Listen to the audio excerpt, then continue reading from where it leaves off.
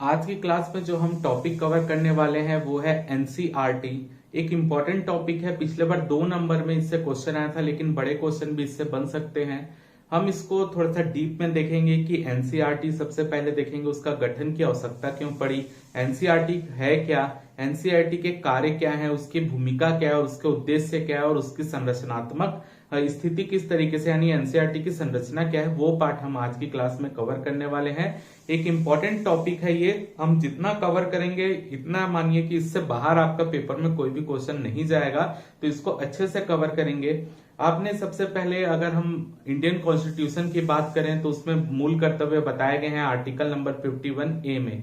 तो article number 51A का एक मूल कर्तव्य जो है वो ये बताता है कि जिसमें कहा गया है कि व्यक्तिगत और सामूहिक क्रिया के समस्त क्षेत्रों में उत्कर्ष की ओर प्रयास करना, व्यक्तिगत और सामूहिक क्रिया के समस्त क्षेत्रों में उत्कर्ष की ओर प्रयास करना, ताकि हमारा राष्ट्र जो है वो प्रगति की ओर निरंतर बढ़ता रहे।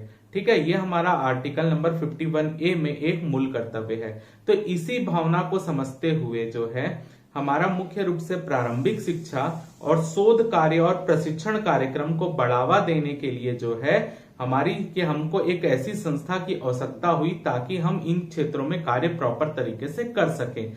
ठीक है, तो इसके लिए सबसे पहले जो हमारे पूरे देश में जो प्रशिक्षण कार्यक्रम होते थे, प्रारंभिक शिक्षा का बढ़ावा देने के लिए या प्रारंभिक शिक्षा में सुधार करने के लिए जो कार्यक्रम जितने भी होते थे, चाहे वो अनुसंधान के कार्यक्रम हो, शोध के कार्यक्रम हो, या आप बोल लीजिए कि आपके जो भी प्रशिक्षण कार्यक्रम जो अध्यापक को दिए जाते थे, इन सब की निगरानी करने जो काम होता था या इन सब को बढ़ावा देने का काम जो होता था वो हमारा एक मंत्रालय करता था, जिसका नाम है मानव संसाधन विकास मंत्रालय। ठीक है, एचआरडी डिपार्टमेंट जिसको बोला जाता है, एचआरडी मिनिस्ट्री, उसके द्वारा ये कार्यक्रम हुआ करते थे। लेकिन ये महसूस किया गया कि इस मिनिस्ट्री को जो है या एचआरडी डिपार्टमेंट को जो है हमको विकेंद्रीकृत करना चाहिए और हमारे पास प्रारंभिक शिक्षा को बढ़ावा देने, शोध कार्य करवाने व अनुसंधान के कार्य व विभिन्न अध्यापकों को प्रशिक्षण देने का काम करने के लिए एक संस्था की आवश्यकता महसूस की गई।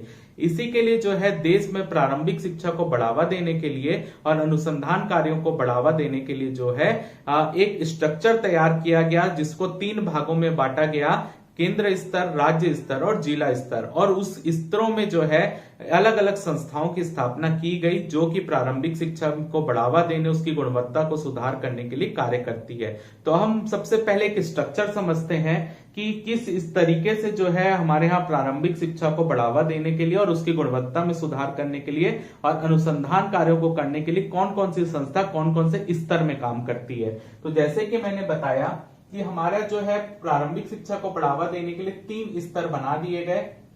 पहला स्तर है केंद्र स्तर, यानी जो सेंट्रल लेवल में, दूसरा है राज्य स्तर और तीसरा है जिला स्तर। यानी 3 स्तर पर हमारी संस्थाएं काम करती है प्रारंभिक शिक्षा को बढ़ावा देने के लिए और उसकी गुणवत्ता में सुधार करने के लिए, शोध कार्यक्रम और अनुसंधान कार्यक्रम चलाने के लिए।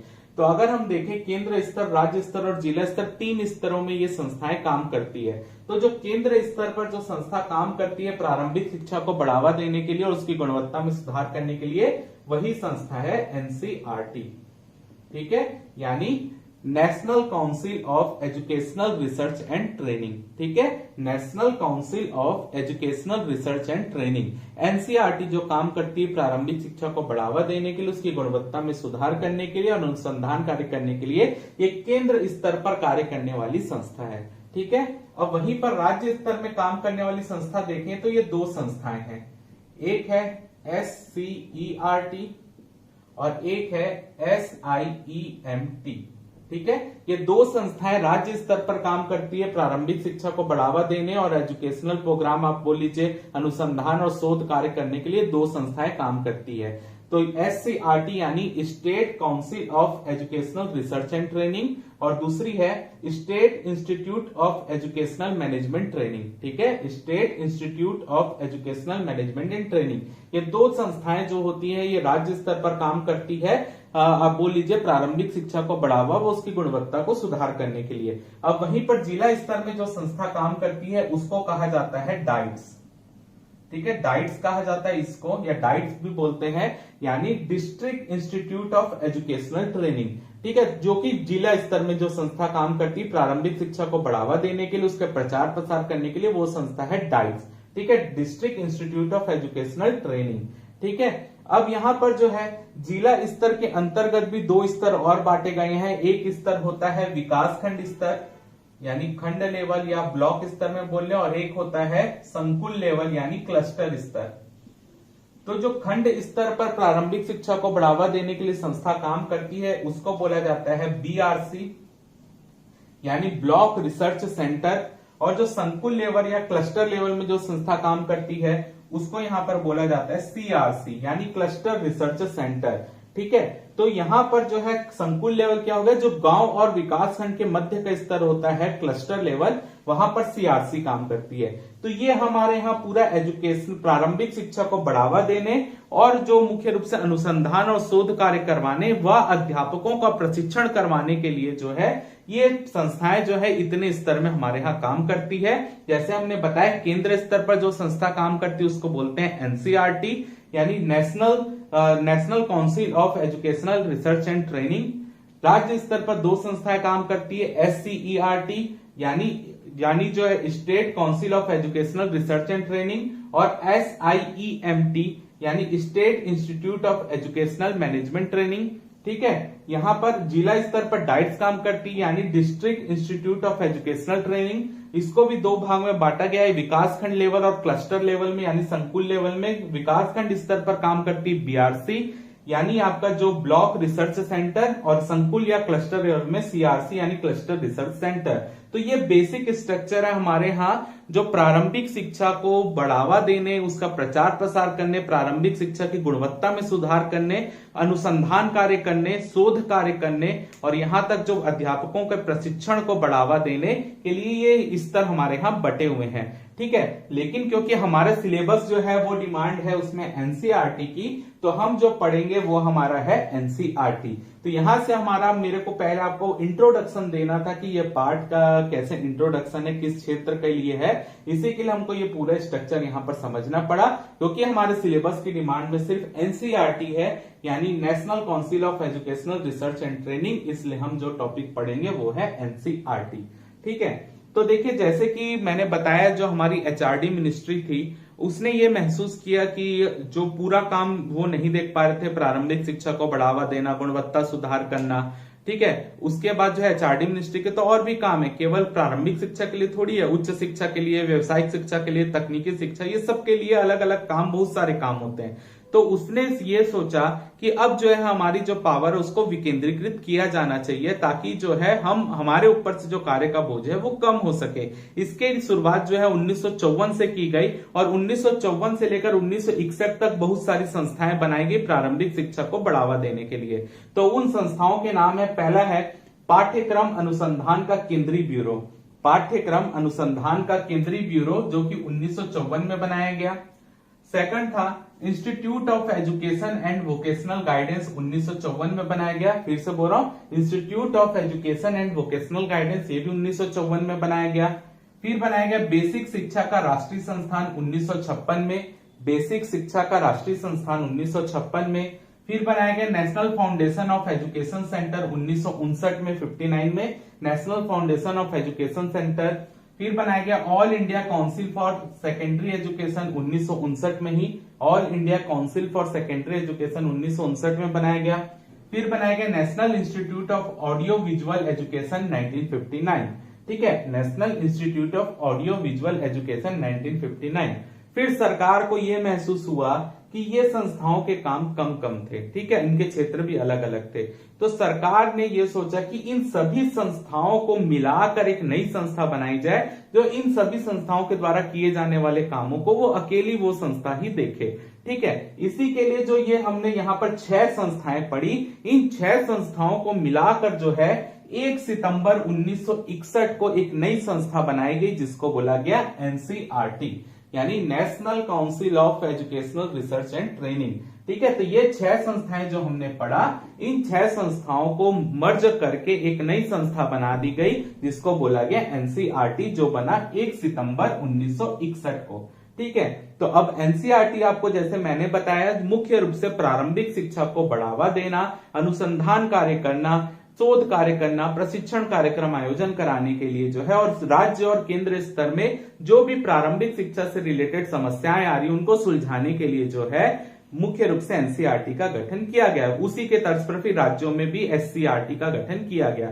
ठीक है। तो यहां पर अगर हम एनसीईआरटी के उद्देश्य देखें तो पहला उद्देश्य है विद्यालय की शिक्षा की गुणवत्ता में सुधार लाना, यानी जो भी स्कूलों में जो शिक्षा दी जा रही है उसकी गुणवत्ता में सुधार लाना पहला उद्देश्य है। दूसरा है प्रशिक्षण कार्यक्रम आयोजित करना। ठीक है। जो यहां तक जो स्कूलों में जो बच्चे उनके लिए तो ट्रेनिंग प्रोग्राम होंगे, साथ ही साथ जो अध्यापक है जो उनको अध्यापन का कार्य कर रहे हैं उनको भी ट्रेनिंग दी जाएगी, ताकि अगर उनको ट्रेनिंग देंगे तभी तो वो बच्चों को अच्छे तरीके से पढ़ा सकेंगे। ठीक है। तो उनको और उनके ज्ञान में वृद्धि होगी। ठीक है। कौशल में वृद्धि होगी, तो कौशल में वृद्धि होगी तभी तो वो मानव संसाधन से कुशल मानव संसाधन में बच्चों को बदलेंगे। इसी के लिए प्रशिक्षण कार्यक्रम भी आयोजित करता है एनसीईआरटी। इसके बाद देखें शिक्षा का प्रचार प्रसार करना, जो भी शिक्षा है उसको ज्यादा से ज्यादा लोगों को आकर्षित करना बच्चों को कि वो शिक्षा को ग्रहण करें। ठीक है।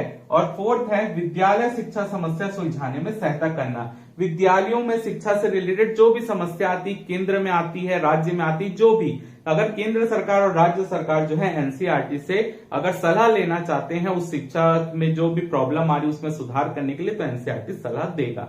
ठीक है। तो ये प्रमुख 4 उद्देश्य से जो है एनसीईआरटी का गठन किया गया। अगर हम एनसीईआरटी का स्ट्रक्चर देखें किस तरीके से एनसीईआरटी काम करता है, तो जो देश का हमारा जो मानव संसाधन मंत्रालय का जो मंत्री होते हैं जिसको हम एचआरडी मिनिस्टर बोलते हैं, मानव संसाधन विकास मंत्रालय जिसके पास रहता है, वो एनसीईआरटी का अध्यक्ष होता है। ठीक है। एनसीईआरटी का मतलब एनसीईआरटी में एक कार्यकारी समिति बनती है जो प्रमुख कार्यों को देखती है। तो जो एचआरडी मिनिस्टर होता है वही उस कार्यकारी समिति का अध्यक्ष होता है। क्लियर है। एक कार्यकारी समिति होती है जो एनसीईआरटी के कार्यों को नियंत्रित करती है। ठीक है। एनसीईआरटी में जो भी प्रारंभिक शिक्षा को बढ़ावा देने के लिए जो भी काम होंगे उसको नियंत्रित करने के लिए एनसीईआरटी की एक कार्यकारी समिति होती है। उस कार्यकारी समिति का जो पदेन अध्यक्ष होता है वो होता है हमारा एचआरडी मिनिस्टर। ठीक है। इसके अलावा उस कार्यकारी समिति में पूरे राज्यों के और केंद्र शासित प्रदेशों में जो भी शिक्षा मंत्री होते हैं वो इस कार्यकारी समिति के सदस्य बनेंगे। यानी जो हमारे यहाँ एजुकेशन मिनिस्टर है हर राज्य का और या केंद्र शासित प्रदेश का जो भी शिक्षा मंत्री है वो इस एनसीईआरटी की कार्यकारी समिति का भी सदस्य बनेगा। इसके अलावा जितने भी विश्वविद्यालय हैं हमारे यहाँ, अलग अलग क्षेत्र के विश्वविद्यालय, ठीक है, जैसे कुछ विश्वविद्यालय होते हैं मैनेजमेंट क्षेत्र के होते हैं, कुछ विश्वविद्यालय टेक्निकल क्षेत्र के होते हैं। तो ऐसे विश्वविद्यालय जो अलग अलग क्षेत्रों में कार्य कर रहे हैं उनके जो कुलपति होंगे वो भी इसके सदस्य बनेंगे। कुलपति, ठीक है, अलग अलग जो विश्वविद्यालय के कुलपति भी इसके सदस्य बनेंगे। इसके अलावा जो है यहाँ पर जो हमारा यूजीसी है, जो हमने पढ़ा था विश्वविद्यालय अनुदान आयोग, यूजीसी का जो अध्यक्ष होगा वो भी इस एनसीईआरटी की कार्यकारी समिति का सदस्य बनेगा। इसके अलावा अगर हम बात करें तो यहाँ पर जो भी 6 ऐसे लोगों को केंद्र सरकार के द्वारा यहाँ मनोनीत किया जा सकता है जो शिक्षा के क्षेत्र में विशेष ज्ञान रखते हो। ठीक है, 6 ऐसे सदस्यों को केंद्र सरकार के द्वारा मनोनीत किया जा सकता है जो कि शिक्षा के क्षेत्र में विशेष ज्ञान रखते हो, और उसमें भी जो 4 लोग होंगे वो होंगे किसी भी अध्यापक होने चाहिए, यानी वो कहीं पर टीचर होने चाहिए, अध्यापक होने चाहिए। 6 में से 4 ऐसे होने चाहिए। क्लियर है, कम से कम 4, 6 के 6 भी हो सकते हैं। तो इस तरीके से एनसीईआरटी की एक कार्यकारी समिति बनती जो एनसीईआरटी के कार्यों को नियंत्रित करती है। इसको एनसीईआरटी की महासभा भी बोलते हैं। ठीक है, तो एनसीईआरटी की महासभा में आप बोल सकते हैं कौन होगा, जो हमारा एचआरडी मिनिस्टर होगा वो हेड होगा। उसके बाद हर स्टेट और यूनियन टेरिटरी के जो शिक्षा मंत्री होंगे वो इसमें शामिल होंगे सदस्य के रूप में। विभिन्न विश्वविद्यालय जो अलग अलग क्षेत्रों में कार्य कर रहे हैं उनके जो कुलपति होंगे वो भी इसके सदस्य बनेंगे। यूजीसी जो विश्वविद्यालय अनुदान आयोग उसका अध्यक्ष जो है वो भी इसका सदस्य बनेगा। और विभिन्न क्षेत्रों के 6 लोगों को सरकार, केंद्र सरकार यहाँ पे मनोनीत कर सकती है जो शिक्षा के क्षेत्र में विशेष ज्ञान रखते हो या शिक्षण के क्षेत्र में विशेष ज्ञान रखते हो। उसमें से 4 जो होंगे वो अध्यापक होंगे। क्लियर है, तो इस तरीके से एनसीईआरटी के कार्यकारी समिति बनती है। ठीक, तो यहाँ पर अगर आप देखें तो शिक्षकों को भी यहाँ पर ट्रेनिंग दी जा रही है ताकि उनका अध्यापन कार्य सुधरे, उनके कौशल में और वृद्धि हो। तो वो अध्यापन की क्षमता को वृद्धि करने के लिए भी यहाँ पर जो है विभिन्न प्रशिक्षण कार्यक्रम भी एनसीईआरटी चलवाता है। तो यहां पर हमने कवर किया कि एनसीईआरटी बना कैसे, उसके उद्देश्य क्या और उसकी संरचना क्या है। अब हम यहां पर जो पार्ट कवर करेंगे वो है एनसीईआरटी के कार्य क्या क्या है। ठीक है, वो वाला पार्ट हम कवर करते हैं।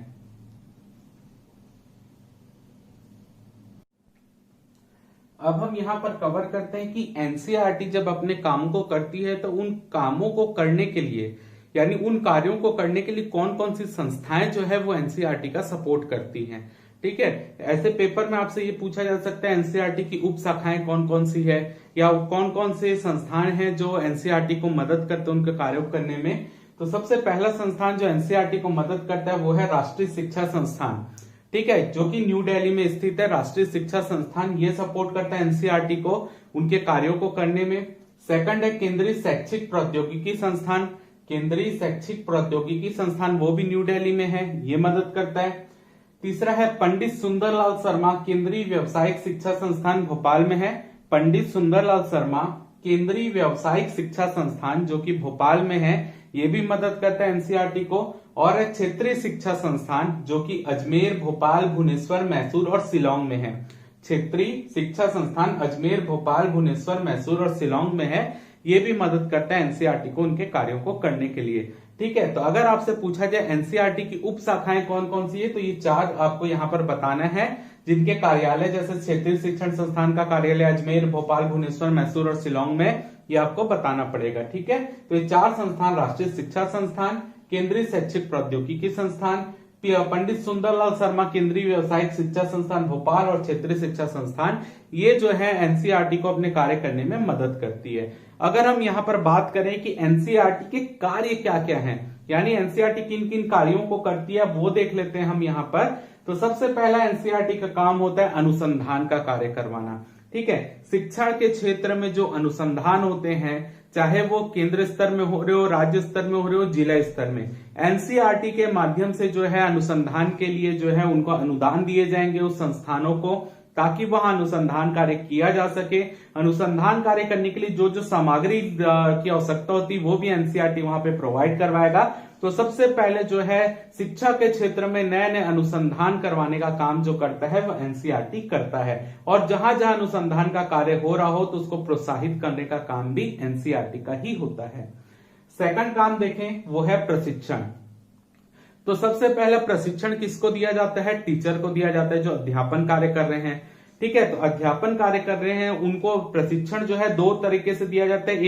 एक शिक्षण होता है जो उनकी सेवा में लगने के पहले का होता है, यानी पूर्व प्रशिक्षण, और एक होता है जो सेवा में रहते हुए प्रशिक्षण दिया जाता है। यानी 2 प्रकार के प्रशिक्षण होंगे, एक होगा पूर्व सेवा और एक होगा सेवाकालीन। ठीक है, यहाँ पर 2 प्रकार के प्रशिक्षण शिक्षकों को दिए जाएंगे, ताकि ये प्रशिक्षण इसलिए दिया जा रहा है ताकि उनको अपने कार्य में प्रशिक्षित करके उनके कौशल को और निखारा जा सके, ताकि वो अपनी क्षमता का उच्चतम प्रयोग कर पाए। ठीक है, और अपने जो उनके स्टूडेंट होंगे वो उनको अच्छे तरीके से पढ़ा सके। इसके लिए जो है 2 तरीके के प्रशिक्षण दिए जाते हैं उनको, एक सेवा के पूर्व यानी नौकरी में लगने से पहले, और एक होता है यानी नौकरी जैसी लगती उस समय एक दिया जाता है प्रशिक्षण, और एक सेवाकालीन यानी सेवा में रहते हुए। ठीक है, तीसरा होता है विकास। विकास का कार्य कैसे करता है, देखिए जैसे समय समय पर हमारे एनसीईआरटी का आपने देखा होगा सिलेबस चेंज होता रहता है। ठीक है, वो क्यों होता है, जिस क्षेत्र की आवश्यकता होती है कि यहाँ पर बच्चों को इस क्षेत्र का ज्ञान होना आवश्यक है, उन चीजों को अपने पाठ्यक्रम में शामिल करवाते हैं एनसीईआरटी। ठीक है, और जिन क्षेत्रों में आवश्यकता होती है कि अब ये सिलेबस की डिमांड नहीं है या अभी इसकी आवश्यकता नहीं है, उन चीजों को जो है एनसीईआरटी सिलेबस से हटवा भी देता है। ठीक है, जैसे कि मान लीजिए हमारे देश की जनसंख्या बहुत तेजी से बढ़ रही है, तो एनसीईआरटी को लगता है कि बच्चों को अब जनसंख्या नियंत्रण से रिलेटेड जो है जानकारी देना आवश्यक है, तो जनसंख्या नियंत्रण वाला टॉपिक जो है नए सिलेबस में जोड़ देंगे, पाठ्यक्रम में जोड़ देंगे। अगर उनको लगता है कि अगर मान लीजिए पर्यावरण जो है जलवायु परिवर्तन हो रहा है, तो जलवायु परिवर्तन से जो रिलेटेड पार्ट है उसको सिलेबस में जोड़ देंगे, जिनकी आवश्यकता नहीं है उसको हटा भी देंगे। तो जो नए नए चीजें, जो नई नई आवश्यकता के अनुसार जो है नया पाठ्यक्रम तैयार करना, पाठ्य पुस्तकों का प्रकाशन करना और उनका वितरण करना, ये सब काम भी एनसीईआरटी के द्वारा ही किया जाता है। ठीक है। तो यहाँ पर विकास से रिलेटेड जो चीजें मैंने बताया, वो समय के अनुसार जो मांग होती है उसको नए सिलेबस के नया पाठ्यक्रम तैयार करना, और पुराना जिनकी डिमांड अभी वर्तमान में नहीं है उनको हटाने का काम भी एनसीईआरटी का ही होता है। अगर आप बाकी देखें, फोर्थ है अभिमुखीकरण।